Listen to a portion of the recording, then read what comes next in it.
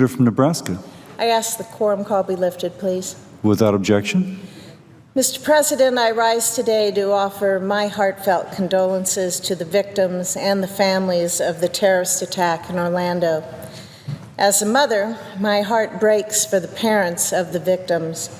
As an American, I share in a profound sense of sorrow for the loss of innocent life. Many questions remain unanswered. Did the terrorists communicate with foreign terrorist groups? If so, how did they interact and what level of support or direction did they provide?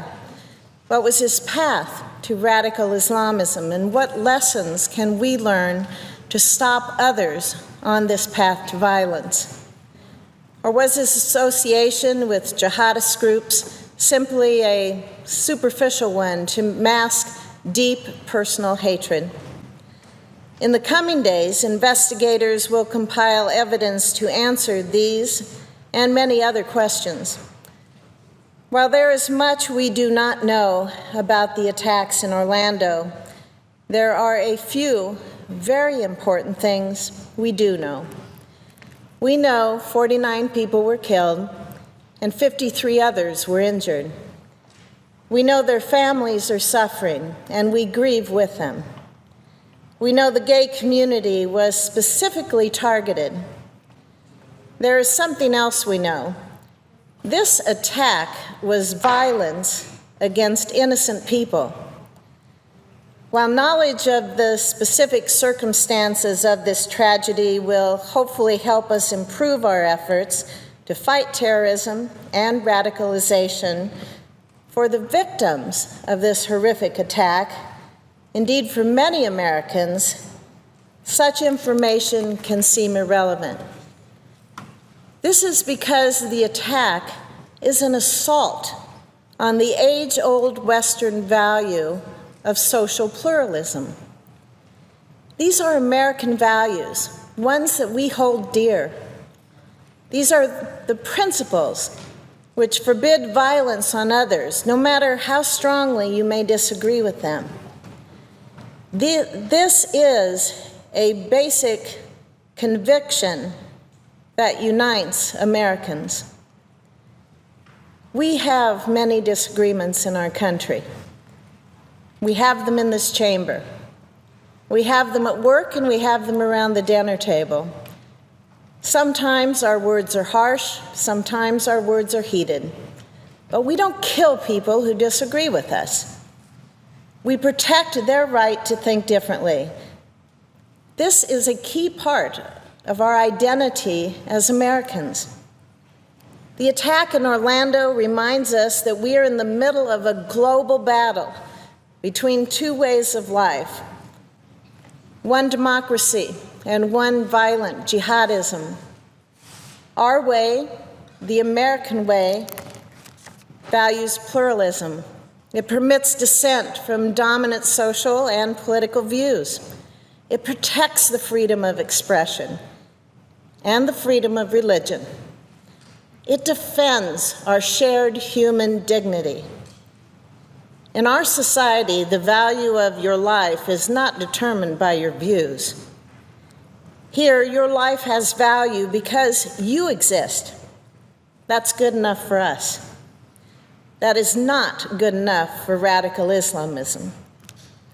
Its followers do not believe in these things. They impose uniformity and destroy dissent. For the radical Islamists, there is no live and let live.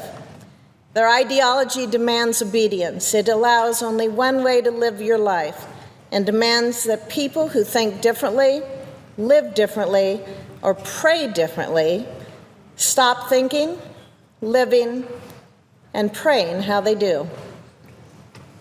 Radical Islamism does not use words to get what it wants. We observe its methods in Syria through ISIL. There they stone women and they throw men from buildings for violating their code. This contempt for other cultures drives them to destroy historical artifacts and ancient holy sites. They are exterminating entire communities of people for participating they are exterminating entire communities of people for practicing a different set of religious beliefs, and they celebrate it. They are posting gruesome videos of their heinous acts online. They are using this combination of violence and twisted ideology as propaganda.